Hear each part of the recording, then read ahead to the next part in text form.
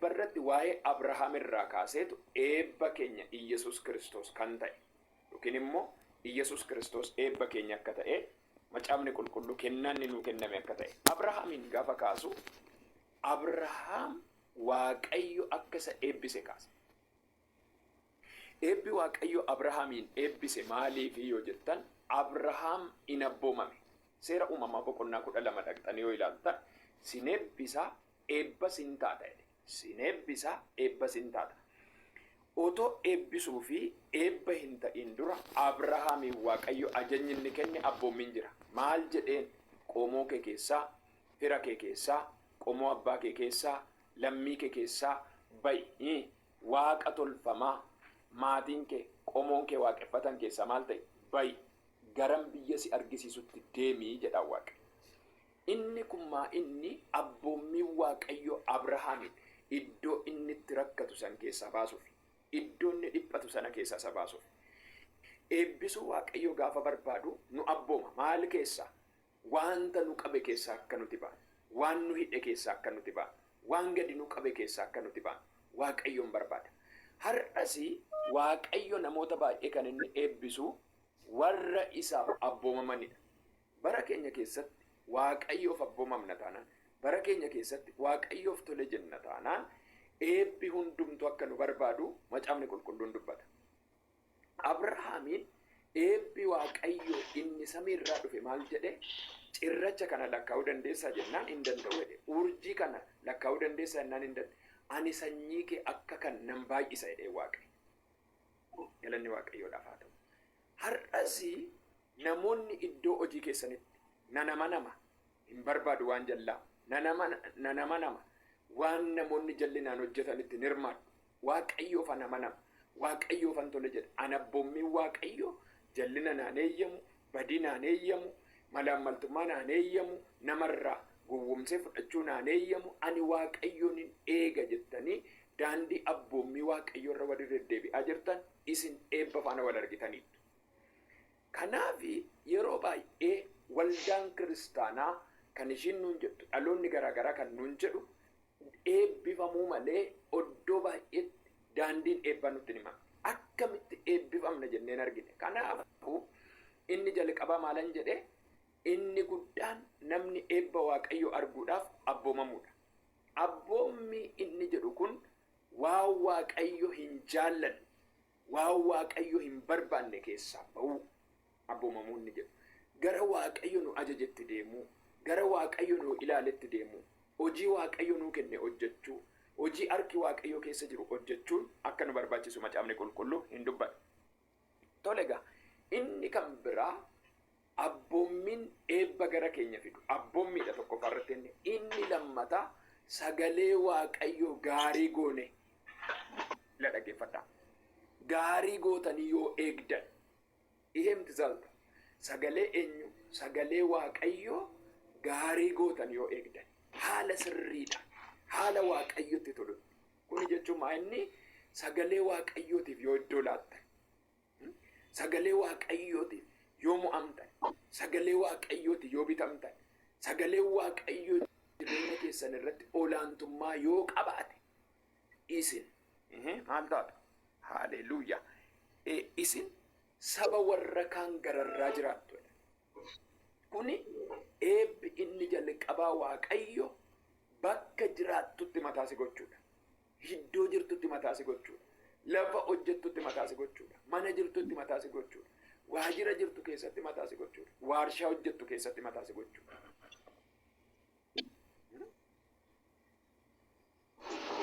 Isin gaarii gootanii sagalee Waaqayyo yoo eegdan, sagalee Waaqayyo gooftaa maccaatiif yoo abboomamtan, isin maal taatu? Warra kaan gararraa jiraattu.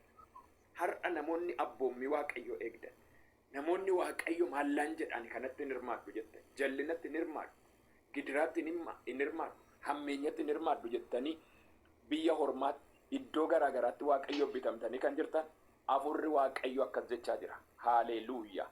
Waaqayyo mataasi godha. Mana jirtu keessan, iddoo hojjettu keessan, tarii siin mana namaa ta'uu danda'a, tarii kushinaa namaa ta'uu danda'a, tarii gola haadha ormaa ta'uu danda'a, tarii warra si guddisan harka jiraachuu dandeessa. Garuu sagalee Waaqayyo akkas jedha. Gaafa naaf abboomamtan saba warra kaan gararraa jiraattu. Iddoo jiraattanitti Waaqayyo isiniif kan qabu maalidha? Saba warra kaan gararraa akka jiraattan.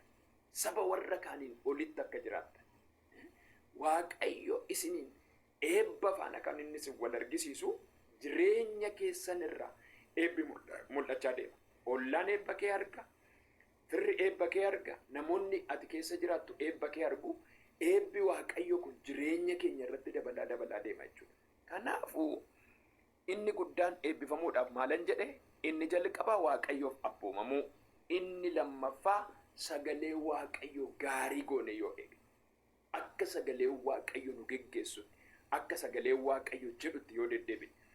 Inni kan biraa, inni sadaffaani eebbi kan argamu Waaqayyo qofa yoo amanan. Eebbi harka Waaqayyo jira. Eebbi ko harka Waaqayyo jira. Kan na eebbisu Waaqayyodha.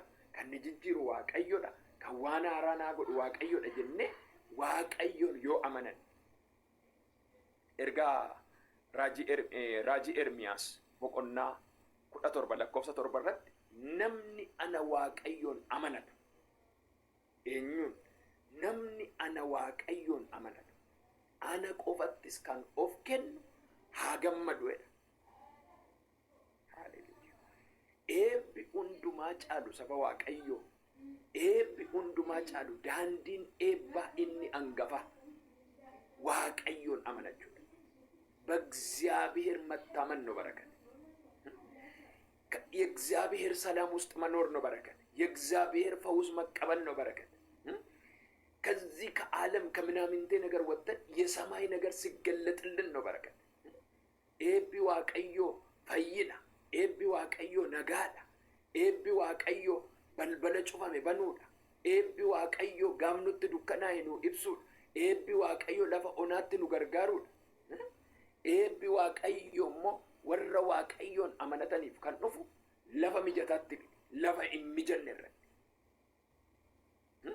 Yaaqoob eebba barbaacha lafa onaa keessatti fuula Waaqayyootti gatii guddaa baase. Namni Waaqayyo sin eebbisa siin jedhe Waaqayyo na eebbise irratti iyyitee lafa reebii waldaadha. Namni Waaqayyo eebban gara kee fida jedhe eebbifamuudhaaf ulaagaa isaa bare. Eebbifamuudhaaf daandii Waaqayyoo bare. Eebbifamuudhaaf kallattii Waaqayyo bare. Har'a nama tokkoof nan dubbadha ergaa. Waaqayyo eebba kee faana walitti si fida. Isa barbaaddu faana walitti si fida Waaqayyo. Umurii dargaggummaa irratti jirtu kanatti eebbi yaanni gara kee dhufa. Haalleluuyaa. Weela behesiya. Rekete jeltaa seeterre behene mesiya. Eebbi ati yaan. Eebbi ati argiteen beek. Eebbi akaakilee abaabileetti darbu. Waaqayyo gara keetti abboo. Eebba gara keetti erga Waaqayyo. Eebbi Waaqayyo kennu kun eebba har'a nyaannee dabarru qofa miti. Tokko akkas jettu miti. Adaraa biddeenuma nyaadhu nan dhoowwatin. Adaraa manuma mataa keessa buufadhu nan dhoowwatin. Adaraa waanuma ittiin socho'u. No! Eebbi Waaqayyoo dhalootaa dhalootatti darba. Macaafni qulqulluu kan dubbatu Yaaqoob fa'a, Yisihaaq fa'a, Abrahaam fa'a. Raajonni darban eebbi Waaqayyo isaan argan sun abaabileetti darbe. Eebbi Waaqayyo sin eebbisu isa har'a nyaattanii duutan miti. Isa har'a nyaattanii lafarraa boqattan miti. Namoonni tokko tarii akkas jechuu dandeessu. Yeroo tokko akkas jenna miti. Akkaawunti irraa birrii 100 qabna taanaan bakka nuti eebbi keenya suma jechuu dandeenya. 200, 300 qabna taanaan eebbi koo kanuma jechuu dandeenya. No! Eebbi Waaqayyo sanarra kan darbedha. Haalleluuyaa. Maqaan Waaqayyo eebbifamu. Anarra galgala kana toon sagalee Waaqayyo dubbadhu nan amana. Namoonni dubbii Waaqayyo kun simbira gale. Eebbi badhaadhummaan, eebbi dhokataan, eebbi yaadam maqaa Iyesuus Kiristoosiin kallattii arfaniin gara keessan haa dhufu. Har'a seexanatti isa dhumaatiif gudii ture. Maaliif beektu? Namoota baay'ee jala kallattii eebbaa jalaa fuudhe seexan. Birrii sin harkaan fuune kallattii eebbaa sin dhorke malee. Haalleluuyaa. Dhufee mana keetii buukii keerraan saamne kallattii eebbaa si dhorke malee. Sitta guuge akka eebban argine kallattii eebbaa qaroon kee baname akka hin argine godhe. isatti barbaaddu faana akkati waliin argine godhe. Kanaafuu namni ana waaqayyoon amanatu maal qaba? Gammachuu qaba. Inni jalqaba የእግዚአብሔር በረከት ሰላም ነው። ብይ ኤብቢፈምተ ጀተን ብየ ነጋ ቀቡudha. Waldaan eebbifamte jettan waldaa nagaa qabdudha. Dhaloonni eebbifame jettan dhaloota nagaa qabudha. Nagaan immoo maal keessa jira? Waaqayyoon sodaachuu keessa jira. Waaqayyoon sodaachuun jalqaba ogummaadha jedhama cabni kun. Namoonni waaqayyoon sodaatan, namni waaqayyoon sodaatu akka leenca saafilaatti ija jabaatee dhaabbata. Rakkinnaa dhufu jira eebbi. Gogiinsaa dhufu jira eebbi. Waraannaa jiraatu jira eebbi. Wanti nama marsee jiru haa jiraatu jira eebbi. Galgala kana namoonni ergaan kun simbira ga'u. Beela keessa eebba argitusi. Qorumsa keessa eebba argitusi. Daandii cufamaa keessa daandii banamaa argitusi. Waan sinitti bitaa galee keessa waan gaarii argitusi. Milkaa'insa iddoon jirretti milkaa'insa argitusi. Gammada oraasee rebeelebe henemessiya. Rekete jeltaasete rebe henemeya. Oraalaala reelebe henemes. Har'a ergaan sinii qaba galgala kan. Biyya keessa biyya ala. Hardiilee hunda keessa kan jirtan ergaan sinii qaba. Kanaan booda eebbi keessan qabamee harka diinaan turu. Kanaan booda namoonni eebba keessan qabanii of harkan tursiisan. Kanaan booda warri sin hojjechiisan eebba keessan qabaniin ta'an. Waaqayyo madda eebba saba kanaa nan burqisiisanaan jedheera galgala kana. Haaleluyyaa. Orra mahasere leve henemesiya. Jeleve leve henemes. Eebba waaqayyo. Eebba harka waaqayyo keessa jiru. Nyaachuudhaaf inni sadaffaa maalan jedhe? Waaqayyoon amanachuudha. Kutaan amma jedhe egaa Ermiyaas raajii 17:7 irratti namni ana waaqayyoon amanatu anattis kan of kennu inni gammachuu qaba. Eebba jechuun tokko waaqayyoon amanachuudhaas keessatti. Inni lammata waaqayyo irratti of gatuudha. Yeroo baay'ee amala namaan dubbadha galgala kan. Nuti jirra kan jennu, nuti qabna kan jennu waan qabnu lakkoofne. Maal qabdu toon siniin jedhee namoonni tokko tokko amma galgala kana waan akkaawuntii keessan irraa qabdan meerreegaa sin jiraachisuu danda'a? Hin danda'u. Waan maatiin keessan qaban sin jiraachisuu danda'a? Hin danda'u. Ammaaf hin danda'a. Ji'oota muraasaaf hin danda'a. Waggoota muraasaaf hin danda'a. Eebbi guddaan garuu maalidha? Inni kan biraa arfaffaan waaqayyo irratti of gatu, itti of kennuu, itti of laachuu. Abee namoonni waaqayyotti of kennan maal ta'u beektu? Eebba lakkaa'amu. Abjuun isaanii eebba, mul'anni isaanii eebba, tajaajilli isaanii eebba, hojiin isaanii eebba. Seexanni ongeedha. Noo ani waaqa irratti of kenne kunoo nan arga eebba. An harka waaqayyoo irraa nyaachaa jira. Lakkoofsi reegaa koo harka waaqayyoo jira. Eebbi koo harka waaqayyoo jira. Baajanni koo harka waaqayyoo jira. Mul'anni koo harka waaqayyoo jira. Abjuun koo harka waaqayyoo jira. Gaa'illi koo harka waaqayyoo jira. Har'a namoota galgala kana sin eebbisu. Waan hundumaa harka waaqayyootti warri kennattan isiniif aduu haa rabbaa. Raajii biraa sin hin barbaachisu sini. Eebbumata ofii isaatii barbaade gara keessan dhufa. Haalleluuyaa. Maqaan waaqayyo haa eebbifamu. Namni waaqayyo irratti of gate. Namni waaqayyotti of kenne. Namni waaqayyotti of laate. Haa gammadu. Haa gammadu. Kanaaf Phaawulos yeroo hundumaa gooftaatti gammada. Filiippiyoos 4 irra deebi'een jedha gooftaatti gammada. Kun jechuun maal? Ija keessa waan darbu irraa kaasaatii goofticha irra kaawwadhaa. Isan dabarre irra ija keessan kaawwadhaa. Isa caalu irra ija keessan kaawwadhaa jedhee yeroo Phaawulos dubbatu in argina. Egaa kutaa ammaa kana keessatti gooftaatti gammachuu qabaata erga jedheen booddee namni akkasii jedha. Namni waaqayyotti of gate. Namni ana waaqayyo qofatti amane. Namni akkasii akka muka bishaan qarqara dhaabbate. Mee waa'ee muka bishaan qarqaraan xiqqoo ishee dubbadha galgala. Mukni mukni bishaan qarqara hiddi isaa yeroo hundumaa jiidha keessa jira.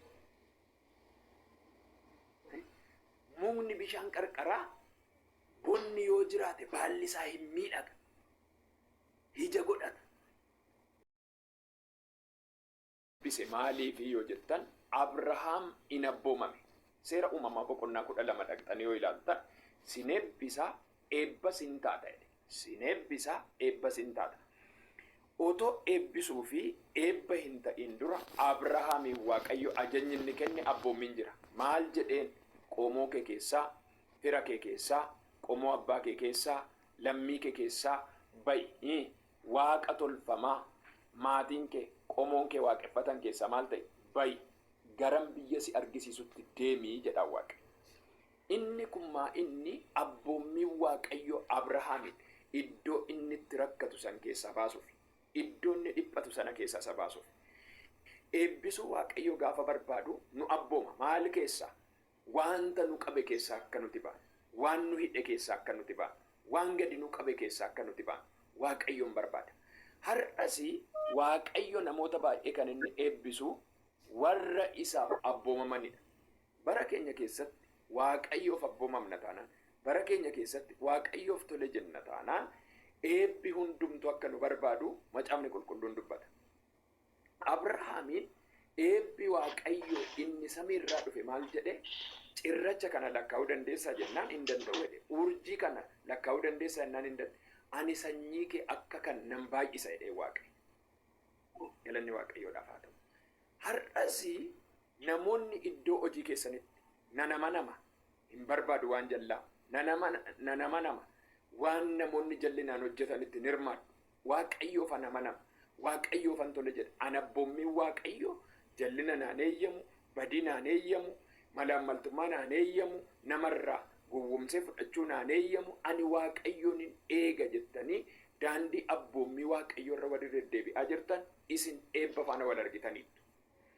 Kanaaf yeroo baay'ee waldaan kiristaanaa kan ishiin nuun jettu, dhaloonni garaagaraa kan nuun jedhu eebbifamuu malee oddoo baay'eetti daandiin eebbaa nutti hima.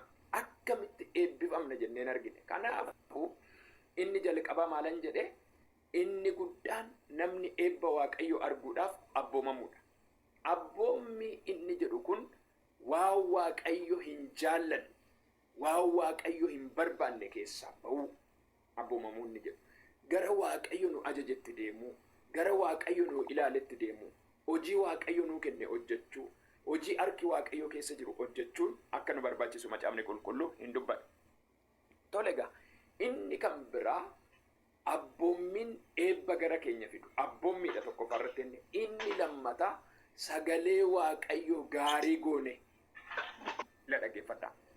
Gaarii gootanii yoo eegdan ihemti zalta sagalee eenyu? Sagalee Waaqayyo gaarii gootan yoo eegdan haala sirriidha, haala Waaqayyotti tolu. Kuni jechuun inni sagalee Waaqayyootiif yoo iddoo laattan, sagalee Waaqayyootiif yoo mo'amtan, sagalee Waaqayyootiif yoo bitamtan, sagalee Waaqayyoo jireenya keessan irratti olaantummaa yoo qabaate isin maal taatu? Haleluuyaa! Isin saba warra kaan gararraa jiraattu. Kuni eebbi inni jalqabaa Waaqayyo bakka jiraattutti mataa si gochuudha. Iddoo jirtutti mataa si gochuudha. Lafa hojjettutti mataa si gochuudha. Mana jirtutti mataa si gochuudha. Waajjira jirtu keessatti mataa si gochuudha. Waarshaa hojjettu keessatti mataa si gochuudha.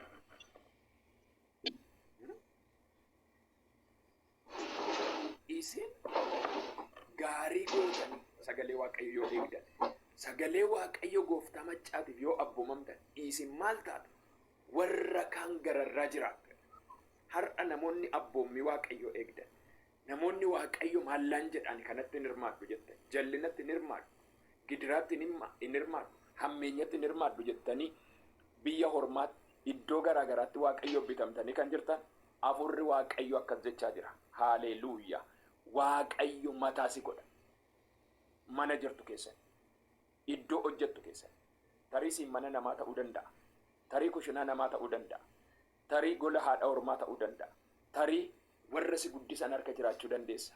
Garuu sagalee waaqayyo akkas jedha. Gaafa naaf abboomamtan saba warra kaan gararraa jiraattu. Iddoo jiraattanitti waaqayyo isiniif kan qabu maalidha? Saba warra kaan gararraa akka jiraattan. Saba warra kaaniin olitti akka jiraattan. Waaqayyo isiniin eebba faana kan inni isin wal argisiisu jireenya keessan irraa eebbi mul'achaa deema. Ollaan eebba kee arga. Firri eebba kee arga. Namoonni ati keessa jiraattu eebba kee argu.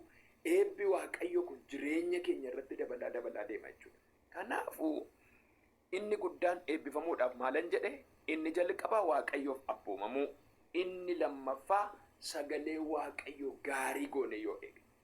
Akka sagalee waaqayyo nu geggeessu, akka sagalee waaqayyo jedhutti yoo deddeebine. Inni kan biraa, inni sadaffaani eebbi kan argamu waaqayyo qofa yoo amanan. Eebbi harka waaqayyo jira. Eebbi koo harka waaqayyo jira. Kan na eebbisu waaqayyodha. Kan na jijjiiru waaqayyodha. Kan waan haaraa naa godhu waaqayyodha jennee waaqayyoon yoo amanan. Ergaa raajii Ermiyaas boqonnaa 17:7 irratti namni ana waaqayyoon amanatu. Eenyuun? Namni ana waaqayyoon amanatu. Ana qofattis kan of kennu haa gammadu jedha. Eebbi hundumaa caalu saba waaqayyoo. Eebbi hundumaa caalu daandiin eebbaa inni hangafa waaqayyoon amanachuudha. በእግዚአብሔር መታመን ነው በረከት። የእግዚአብሔር ሰላም ውስጥ መኖር ነው በረከት። የእግዚአብሔር ፈውስ መቀበል ነው በረከት። ከዚህ ከዓለም ከምናምንቴ ነገር ወጥተን የሰማይ ነገር ሲገለጥልን ነው በረከት። ኤቢ ዋቀዮ ፈይና፣ ኤቢ ዋቀዮ ነጋዳ፣ ኤቢ ዋቀዮ በልበለ ጩፋሜ በኑዳ፣ ኤቢ ዋቀዮ ጋምኑት ዱከናይኑ ኢብሱድ፣ ኤቢ ዋቀዮ ለፈ ኦናት ኑ ገርጋሩድ። Eebbi waaqayyo immoo warra waaqayyoon amanataniif kan dhufu lafa mijataatti lafa hin mijanne irratti. Yaaqoob eebba barbaacha lafa onaa keessatti fuula waaqayyootti gatii guddaa baase. Namni waaqayyo sin eebbisa siin jedhe waaqayyo na eebbise reettee iyyitee lafa reebii waldaadha. Namni waaqayyo eebban gara kee fida jedhe eebbifamuudhaaf ulaagaa isaa bare. Eebbifamuudhaaf daandii waaqayyoo bare. Eebbifamuudhaaf kallattii waaqayyo bare. Har'a nama tokkoof nan dubbadha ergaa. Waaqayyo eebba kee faana walitti si fida. Isa barbaaddu faana walitti si fida waaqayyo. Umurii dargaggummaa irratti jirtu kanatti eebbi yaanni gara kee dhufa. Haalleluuyaa. Weela behesiyaa. Rekete jeltaa seeterre behene mesiyaa. Eebbi ati yaanni. Eebbi ati argiteen beeku. Eebbi akaakilee abaabileetti darbu.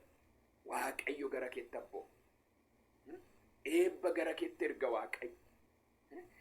Eebbi waaqayyo kennu kun eebba har'a nyaannee dabarru qofa miti.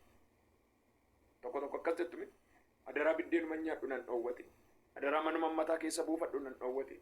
Adaraa waanuma ittiin socho'u. No! Eebbi waaqayyoo dhalootatti darba. Macaafni qulqulluu kan dubbatu Yaaqoob fa'a, Yisihaaq fa'a, Abrahaam fa'a. Raajonni darban eebbi waaqayyo isaan argan sun abaabileetti darbe. Eebbi waaqayyo sin eebbisu isa har'a nyaattanii duutan miti. Isa har'a nyaattanii lafarraa boqattan miti. Namoonni tokko tarii akkas jechuu dandeessu. Yeroo tokko akkas jenna miti. Akkaawuntii irraa birrii 100 qabna taanaan bakka nuti eebbi keenya suma jechuu dandeenya. 200,300 qabna taanaan eebbi koo kanuma jechuu dandeenya. No! Eebbi waaqayyo sanirra kan darbedha. Haalleluuyaa. Maqaan waaqayyo eebbifamu. Anarra galgala kana toon sagalee waaqayyo dubbadhu nan amana. Namoonni dubbii waaqayyo kun simbira gale. Eebbi badhaadhummaan, eebbi dhokataan, eebbi yaadamu maqaa Iyesuus Kiristoosiin kallattii arfaniin gara keessanaa dhufu. Har'a seexanatti isa dhumaatiif gudii ta'e. Maaliif beektu? Namoota baay'ee jala kallattii eebbaa jalaa fuudhe seexan. Birrii sin harkaan fuune kallattii eebbaa sin dhorke malee. Haalleluuyaa. Dhufee mana keetii buukii kee irraan saamne kallattii eebbaa si dhorke malee. Sitta guuge akka eebban argine kallattii eebbaa qaroon kee baname akka hin argine godhe. isatti barbaaddu faana akkati waliin argine godhe. Kanaafuu namni ana waaqayyoon amanatu maal qaba? Gammachuu qaba. inni jalqaba የእግዚአብሔር በረከት ሰላም ነው። ብይ ኤብፈምተ ጀተን ብየ ነጋ ቀቡዳ ወልዳን ኤብፈምተ ጀተን ወልዳ ነጋ ቀቡዳ አሎኒ ኤብፈመ ጀተን አሎታ ነጋ ቀቡዳ ነጋን ኢሞ ማል ኬሰ ጅራ waaqayyoon sodaachuu keessa waaqayyoon sodaachuun jalqaba ogummaati jedhama cabni kun. Namoonni waaqayyoon sodaatan namni waaqayyoon sodaatu akka leenca saafilaatti ija jabaatee dhaabbata. Rakkinnaa dhufu jira eebbi, gogiinsaa dhufu jira eebbi, waraannaa jiraatu jira eebbi, wanti nama marsee jiru haa jiraatu jira eebbi. Galgala kana namoonni ergaan kun simbira ga'u. Beela keessa eebba argitusi, qorumsa keessa eebba argitusi, daandii cufamaa keessa daandii banamaa argitusi, waan sinitti bitaa galee keessa waan gaarii argitusi, milkaa'insa iddoon jirretti milkaa'insa argitusi. Gammada oraasee rebele behenemesiya rekete jeltaasete rebehenemeya oraalaala reele behenemes har'a ergaan sinii qaba galgala kana. Biyya keessa biyya ala hardiilee hunda keessa kan jirtan ergaan sinii qaba. Kanaan booda eebbi keessan qabamee harka diinaan turu. Kanaan booda namoonni eebba keessan qabanii of harkan tursiisan. Kanaan booda warri sin hojjechiisan eebba keessan qabaniin ta'an. Waaqayyo madda eebba saba kanaa nan burqisiisanaan jedheera galgala kana. Haaleluyyaa. Orra mahaseere lebehenemesiya. Jelebelebehenemes. Eebba waaqayyo. Eebba harka waaqayyo keessa jiru nyaachuudhaaf inni sadaffaa maalan jedhe? Waaqayyoon amanachuu. Kutaan amma jedhe